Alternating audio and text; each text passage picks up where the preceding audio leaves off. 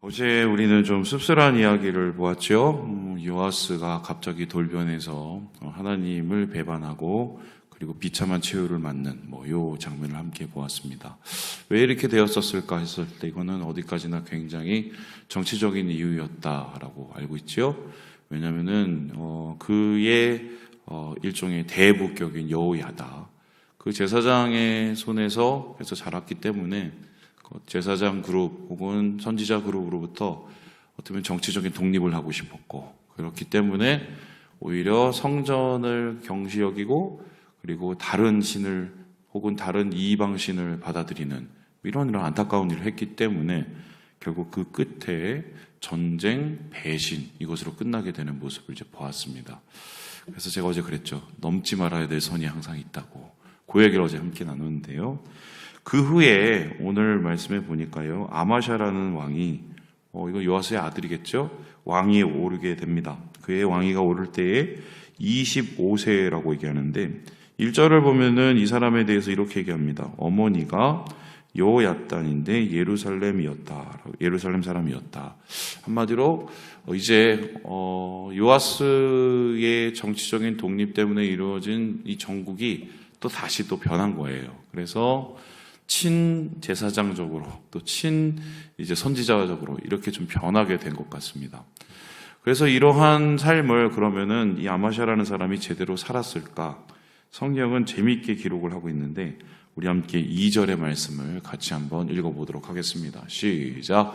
아마샤가 여호와께서 보시기에 정직하게 행하기는 하였으나 온전한 마음으로 행하지 아니하였더라. 이게 뭔 말인가요?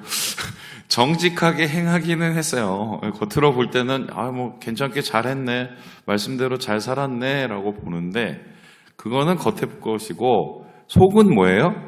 솔직히 그러고 싶어서 그런 게 아니라는 겁니다. 왜 이렇게 했을까? 눈치 봤다는 소리죠. 누구 눈치를 봅니까?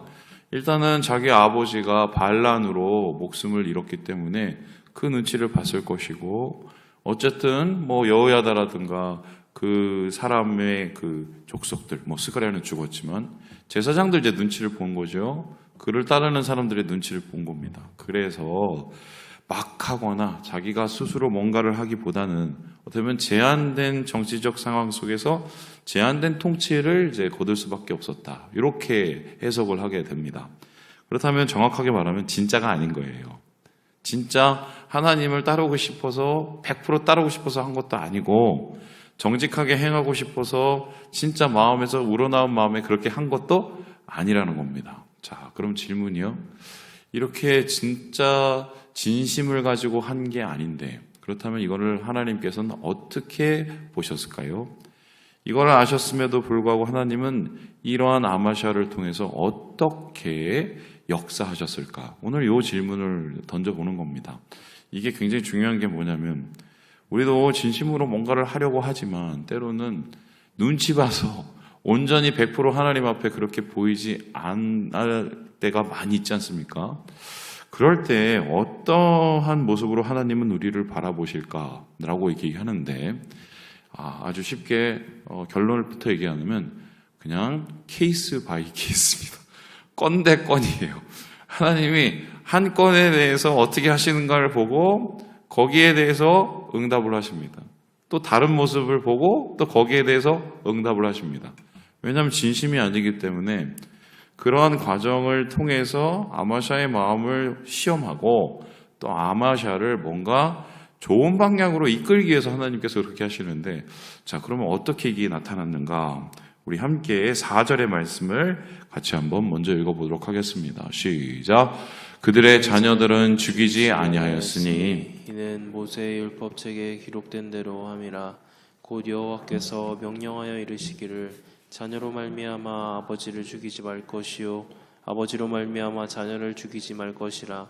오직 각 사람은 자기의 죄로 말미암아 죽을 것이니라 하셨더라. 이게 이제 뭐냐면은 자기 아버지가 반란 때문에 한마디로 죽게 된 거잖아요. 말 그대로 다른 사람의 신하들의 이제 칼로 죽임을 당하게 된 건데 복수를 했다는 겁니다. 복수를 했는데 그 복수의 상황이 그래도 율법적인 테두리 안에서 선을 넘지 않았다는 거예요.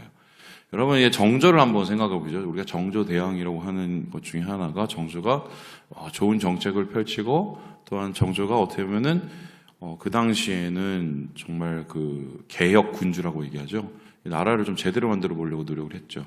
근데 중요한 건 그런 분이 오래 살진 못했어요. 그래서 그 후에 오히려 나라가 더 안 좋아졌습니다. 왜냐면은 이 왕권이 줄어들고 소위 말해서 외척이 등장하면서 여기 안동김 씨 계신지 모르겠지만 한때 우리나라를 쥐락펴락 하시던 분들이 그분이었어요.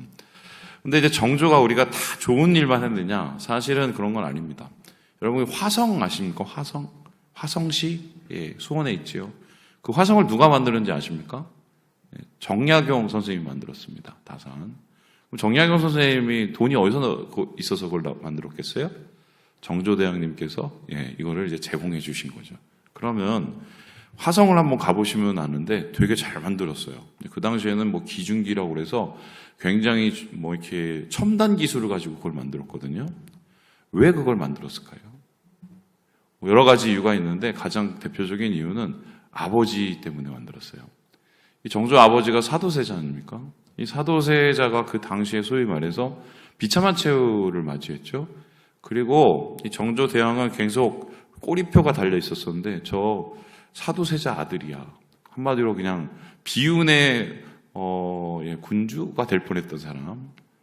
그 아버지의 일종의 그 위신을 높여주기 위해서 이 화성을 만든 거예요. 왜냐하면 거기 근처에 아버지 무덤이 있었거든요. 거기서 끝나는 게 아니라 어떻게 됩니까? 몰래 조용히 복수를 합니다. 그래서 사람은 가만히 있다가도 이 힘이 생기면 그때는 자기가 하고 싶은 걸 하기 마련이에요. 특별히 이제 아버지의 문제 때문에 고통을 받은 사람들은 복수를 하고 싶죠. 지금 아마샤도 복수를 하고 싶었지만 부왕을 죽인 사람만 죽였습니다. 2명의 신하만 죽이고, 그리고 원래는 몰살을 시키잖아요. 왜냐하면 그 씨앗을 다 멸해야 되는데 이거를 안 했어요. 왜 안 했냐? 율법책에 그렇게 기록을 했기 때문에. 율법책은 연좌제를 반대하거든요. 그래서 그냥 그 죄를 지은 사람만 죽였습니다. 처벌을 했어요. 분명히 제 생각에는 마음 깊은 곳에서 끌어오르기는 다 죽이고 싶은 마음이 없었겠습니까? 그런데 눈치를 본 겁니다. 이거를 하나님께서 좋게 보셨어요. 좋게 보시고 이런 아마샤의 왕위를 하나님께서 굳게 하시는 또 한 가지의 케이스가 된 거죠. 그리고 이거는 그 다음에 또 얘기로 이어지게 되는데요. 여기에 대해서 이렇게 이야기를 합니다. 우리 함께 7절의 말씀을 같이 한번 읽어보도록 하겠습니다. 시작. 어떤 하나님의 사람이 아마샤에게 나와서 이르되 왕이여 이스라엘 군대를 왕과 함께 가게 하지 마옵소서. 여호와께서는 이스라엘 곧 온 에브라임 자손과 함께하지 아니하시나니. 지금 이게 뭐냐면 이제 힘이 생기고 나서 그 다음에 하는 일이 뭐냐면 영토를 이제 확장하고 어떻게 보면은 주변에 있는 나라들과의 관계를 재설정해야 되는 겁니다. 그 전엔 힘이 없었기 때문에 다윗 왕 때 누렸던 뭐 그런 복속 관계나 아니면 조공받는 그런 관계가 다 무너져 버렸거든요. 이제 그것을 회복하기 위해서 한 놈만 걸려봐라 했는데 그 사람들이 누구냐? 바로 에돔 족속이었습니다. 에돔 족속은 여러분 아시는지 모르겠지만 바로 에서, 야곱의 형인 에서의 자손들이잖아요. 그들을 이제 벌하러 가게 되는데요. 이때 보세요. 5절에 보니까요. 전쟁에 나갈 만한 사람이 30만 명이었습니다. 다 끌어모은 거예요. 우리 전쟁 가야 된다. 이 당시에는 이제 예비군제잖아요. 그래서 밭에서 밭 일구다가 밭 일구던 그 쟁기 들고 나가서 그 쟁기로 싸우고 이럴 때였어요. 그래서 그렇게 싸우고 앉았는데 모자라 보이는 거예요. 쟤네들이 좀 되게 세던데. 그리고는 착안을 해낸 게 뭐냐면은 6절에 보니까 용병을 고용합니다. 보세요. 이스라엘 나라에서 큰 용사 10만 명을 고용을 했어요. 100달란트로 고용을 합니다. 이 100달란트라는 돈이 은이니까 뭐 그래도 어느 정도 규모가 있겠지만 이거는 어떻게 보시면 되냐면 착수금이에요. 착수금. 지금은 여러분 우리나라 이제 군대 가면은 돈을 뭐 2천만 원 정도 모을 수 있다면서요. 저희 때는 뭐 상상도 못했고 제가 병장 마로봉 때 4만 원도 채 못 받았어요. 예. 근데 요즘에 제가 들어보니까 거의 200만 원 좀 안 되게 돈을 받는다고 하더라고요. 예, 진짜 좋은 시대가 돼서 저도 그러면은 군대를 한번 갈만하다 이렇게 생각을 하는데요. 근데 이 당시는 그렇게 군대에 돈을 주고 그리고 군대에 월급을 주던 시대가 아닙니다. 그냥 사람들이 일하다가 와서 그걸로 싸우면은 그러면은 뭔가 얻는 게 있어야 되겠잖아요. 그럼 어떻게 얻느냐? 가서 싸우죠. 싸우면 이기죠. 이기면 어떻습니까? 거기에 있는 노획물들이 있지 않습니까? 거기에 뭐 양이나 뭐 소나 아니면은 은금이나 뭐 귀금속 같은 거 그런 거를 그냥 자기 마음대로 다 이렇게 해서 집어갖고 넣어갖고 오면은 그게 봉급이었습니다. 이게 그 당시 이제 고대 근동의 세계였는데 지금 어쨌든 그래도 군사가 부족하니까 야 내가 착수금으로는 은 100달란트를 줄 테니 가서 우리 같이 싸우면 그때 나누자 이러고 이제 일종의 계약을 한 거예요. 근데 가려고 딱 했더니 싸우려고 했더니 선지자가 나오죠. 이 선지자도 어떻게 보면은 요아스의 반대에 있던 사람들인데 이제 눈치를 봐야 되죠. 아마샤가 뭐라고 합니까? 거기 가면은 져요 이렇게 얘기합니다. 왜 지느냐? 하나님이 에브라임 사람 그러니까 이스라엘 사람들과 함께하는 것을 싫어하십니다라고 얘기를 합니다. 왜 하나님께서 북이스라엘을 싫어하고 남유대를 하나님이 아끼셨을까? 사실 그게 아니라 북이스라엘의 그 당시의 상황이 계속적으로 우상숭배를 끊어내지 못하고 있는 상황이었거든요. 그래서 그들과 어울리다가 그 우상숭배에 조금이라도 영향을 받을까 봐 하나님께서는 남유대 백성들을 지키고 싶은 마음이었던 것 같아요. 어쨌든 하나님의 사람은 그냥 혼자 가라고 얘기를 했습니다. 그랬더니 왕이 뭐라고 그랬냐면 9절에 한번 볼까요? 내가 100달란트를 이스라엘 군대에게 주었으니 아니 내가 돈도 줬는데 어떻게 얘네들하고 지금 계약을 했는데 그랬더니 내가 이거 어떡하지? 했어요. 그랬더니 이 선지자가 하는 소리가 이게 참 은혜죠. 여호와께서 능히 이보다 많은 것을 왕에게 주실 수 있나이다. 아니 뭐 그런 거 생각하지 마세요. 이게 하나님의 뜻인지 아닌지를 생각하고 하나님의 뜻이면 좀 손해를 봐도 하나님이 그걸 손해를 채워주시지 않겠습니까? 차라리 그게 낫지 아니면 하나님의 뜻이 아닌데 손해 안 보려고 하다가 망하게 되면 그거는 이게 계산이 안 되잖아요. 이렇게 왕에게 얘기를 합니다. 그랬는데 왕이 어떻게 했느냐? 그거를 받아들여요. 자, 그럼 질문이요. 계속 질문합니다. 이게 받고 싶어서 받았을까요? 눈치 봐서 받았을까요? 눈치 봐서 받았을 가능성이 상당히 높습니다. 그런데 눈치를 보고 이 하나님의 말이라고 하니까 받았는데 어떤 일이 일어납니까? 우리 함께 13절의 말씀을, 우리 11절의 말씀을 같이 한번 읽어보도록 하겠습니다. 시작. 아마샤가 담력을 내어 그의 백성을 거느리고 소금 골짜기에 이르러 세일 자손 10,000명을 죽이고 완전히 대승을 거두게 되죠. 사실 그때 봤을 때는 이 세일 자손이 훨씬 유리했거든요. 왜냐하면은 그 사람들이 살고 있는 곳은 산지였기 때문에 훨씬 더 그 지리에 능통하고 그리고 이 사람의 조상들이 결과적으로는 에서의 자손이기 때문에 사냥을 열심히 하기 때문에 훨씬 잘 싸워요. 그럼에도 불구하고 이 싸움에서 아마샤가 큰 승리를 거두고 큰 수확을 거둘 수가 있었다. 뭐 이게 수확이라고 말하는 좀 애매하긴 하지만요. 그러면 결론적으로 어떻게 됐습니까? 하나님께서 이 싸움을 함께 하시고 도와주셨기 때문에 가능한 거죠. 어떻게 보면 두 번의 기회에서 이 사람이 바른 선택을 해서 비록 온전치는 않지만 그것을 통해 하나님께서 어떻게 역사하시는지를 경험하게 됩니다. 또 거기서 끝나는 게 아니라 또 하나님께서는 교훈의 책망도 주시는데 13절도 우리 같이 한번 읽어보죠. 13절입니다. 시작. 아마샤가 자기와 함께 전장에 나가지 못하게 하고 돌려보낸 군사들이 사마리아에서부터 벳호론까지 유다 성읍들을 약탈하고 사람 3,000명을 죽이고 물건을 많이 노력하였더라. 분명히 용병으로 불렀는데 얘네들이 가면서 도둑놈으로 강도로 완전히 변하게 되는 겁니다. 아마 이것을 보고서 아마샤가 이런 생각을 했겠죠. 야, 쟤네들 끌고 갔다가 큰일 날 뻔했네. 아마 그런 생각을 했을 겁니다.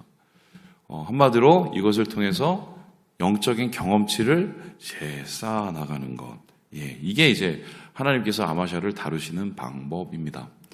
자, 그렇다면 오늘 말씀을 통해서 우리가 깨닫게 되는 것은 무엇입니까?